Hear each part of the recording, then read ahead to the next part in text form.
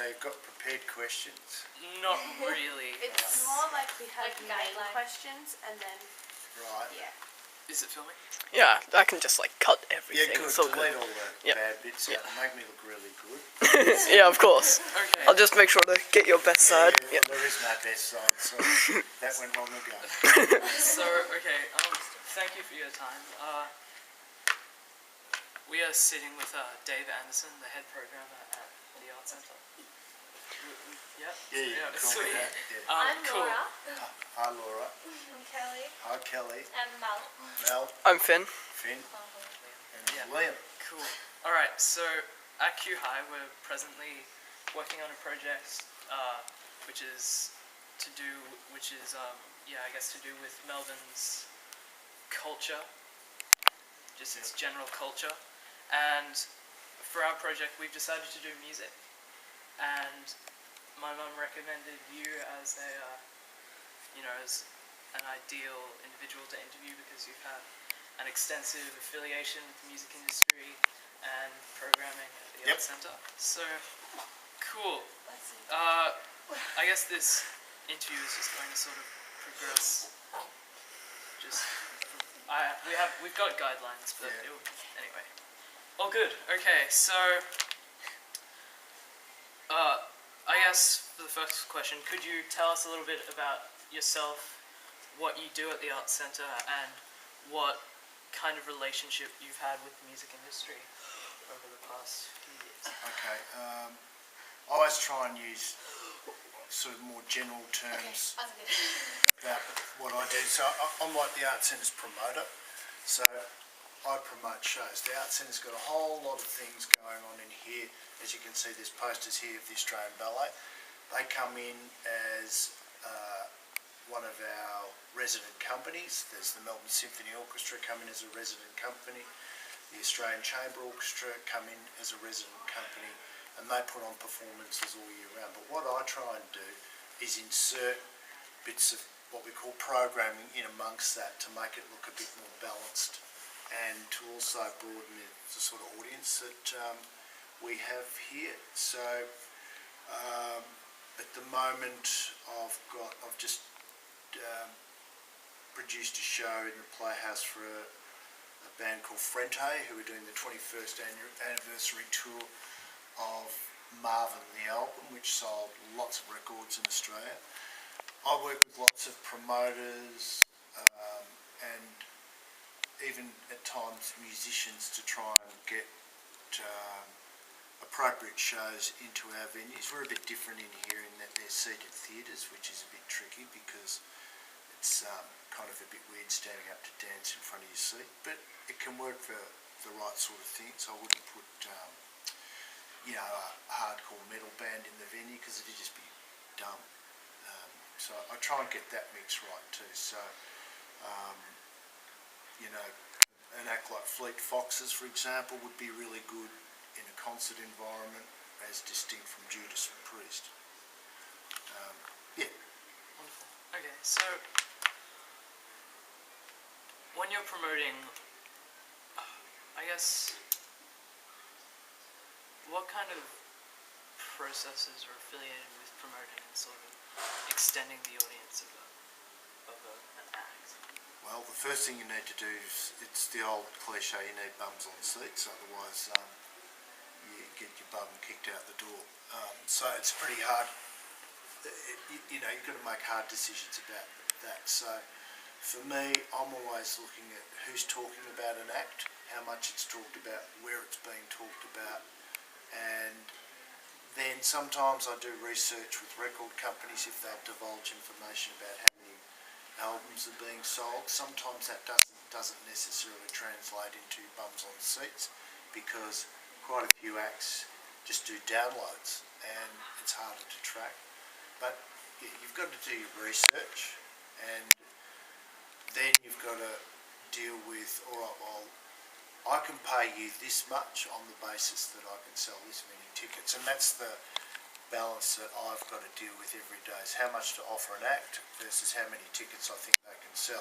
And the less I pay them and the more tickets I sell, the better it kind of works out. So sometimes it can be quite ruthless. That said, agents, and they're the people that negotiate on behalf of bands, bigger bands, they're always going to push for much more money than quite often what a box office is capable of achieving. So American agents, for example, will say, I want $150,000 for you to, you need to offer me 150 grand to bring this act to Australia, and I can look at a venue like the Console and go, well, that plus marketing plus venue costs is going to mean that I'd have to sell every ticket to even break even.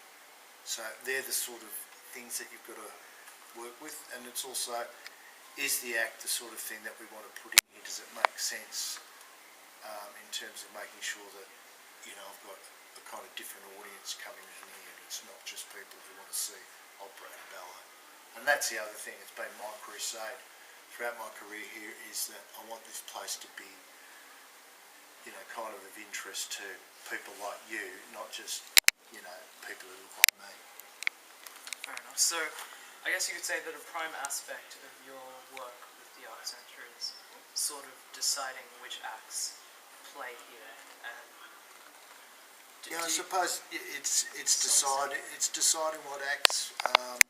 There's a lot of decisions I make about whether I'll do it or not, but it's also sometimes it's not that simple to just, you know, I can't just go to a shop and pick out a particular act. I've got to have a really big network of people say, listen, this act's looking like coming, and I'll go, oh yeah, that'd be great. Yeah, I can't just go out and pick stuff out that I like. I have to kind of always be engaged in this network to look at what opportunities exist. do bands ever approach you or the organisation personally because they are? Look, not really, no. Bands that do would be probably bands that are not going to draw enough people to work in here anyway. I mean, the smallest venue I've got is 375 seats. So, you know, and it ranges from 375 seats to the Bowl, which is, you know, you can fit 12,000 punters in a concert or 20,000 in a music festival. So, yeah, most of the acts that will work in those venues are really looking for $100,000 plus offers.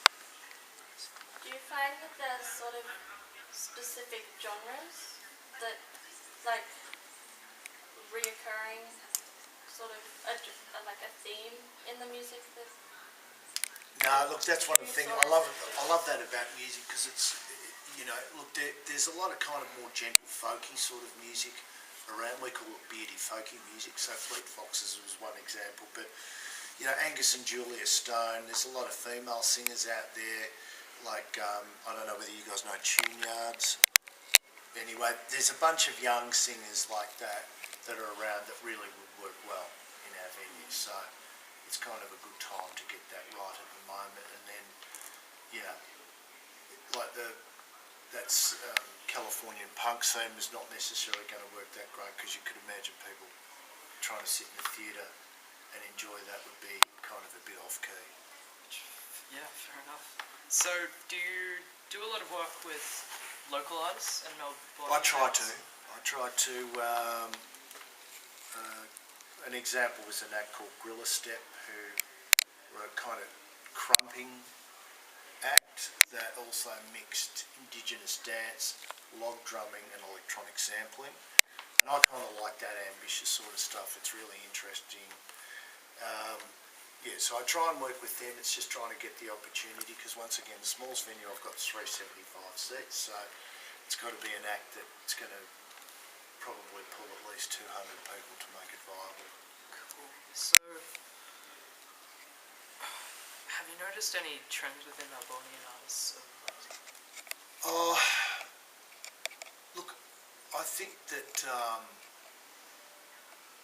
there's a real diversity in Melbourne, and in fact when international visitors come here, I mean, one of the amazing things about Melbourne is that you can walk down Swanson Street and you can find, you know, going all the way through to Carlton, you can find 5 or 6 venues that have got everything from African music to pop.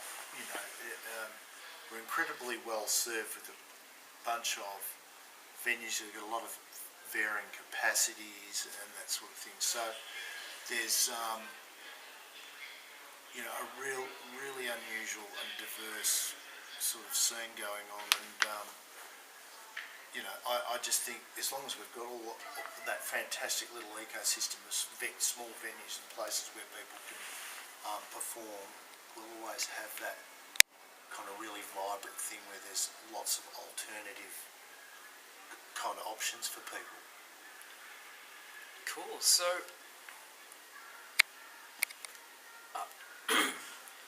I guess progressing to, I guess you could say, so I guess you could say that you're sort of involved with perpetuating that ecosystem, you know, making sure that Melbourne's vibrant music culture continues to prosper through your work with, you know, eclectic and ambitious acts to sort of bring them, you know,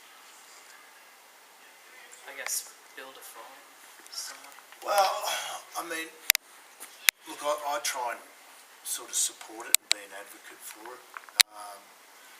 It's really important that I don't just sit in an office in a place like this and do my thing. So, you know, I'm involved. I'm a member of Music Victoria, which is this new peak body that's been set up to support things like agent of change legislation. I don't know whether you guys are aware of it, but you know, there's a lot of small music venues and pubs that are under threat because of the gentrification of inner suburbs in particular, and so people are moving into places, and then just takes one complaint about noise and it can literally shut down a really fantastic vibrant scene. So we're just trying to, I'm trying to advocate for that sort of thing, support young musicians, give them a bit of advice, and encourage people to keep having a crack at it, because I think that particularly, you know, young contemporary musicians are kind of incredibly entrepreneurial too. Like they're not necessarily involved in the cycle of getting government funding, and I think funding's changed now to actually address some of those issues. So yeah, I think the most I can do is advocate, because I'm, you know, not out there running a small venue, so you know, I can't sort of pretend that I know what all their issues are, but it's definitely in my interest to support that ecosystem and, you know, encourage it and try and encourage musicians to develop careers. So yeah, I'll be a happy man if I can keep doing that. Moving on from that, what kind of future do you see for Melbourne music specifically? Because obviously you do a lot of work with Melbourne and others, so what kind of future do you see for our vibrant music?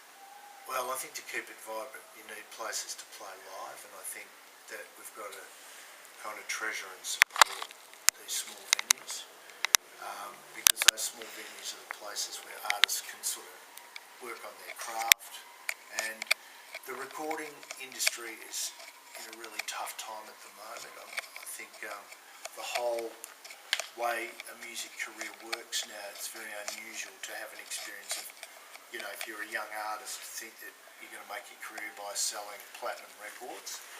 It's more about that live thing, and now a lot of artists are doing really well and having good long careers that take a while to build, but they can earn a really good living. I mean, I just look at some people now who are selling signed CDs and stuff like that after gigs and making a couple of extra $1,000, and when you add that up to, you know, 3 or 4 shows a week, I think that helps build careers. But it's also that work you've got to do to connect with your audience.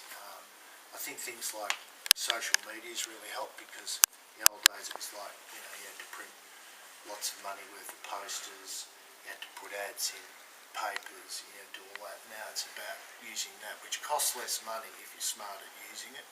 So I love all that, but the idea of, you know, us losing a lot of places where people can play, that's the thing that really scares me, because I think that's one of the great things about Melbourne. And you look at cities like Berlin, where they've got all these disused buildings and stuff, and people just take them over and do stuff in them, and it becomes a really vibrant place for people to, you know, get better at what they do and try stuff out without that having to think you've got to progress into a 2,000 seat venue. Wow. Well, obviously, you gave us a substantial amount of information, which is wonderful. Thank you for your time. That's all right. You got any more questions? Yeah, I guess. Do you guys have any more questions? I think you covered all of it. Nice. Wow. That was. Oh, Thank well, you so good. much for your time. I will leave you to your work. Cool. Well, that was quick.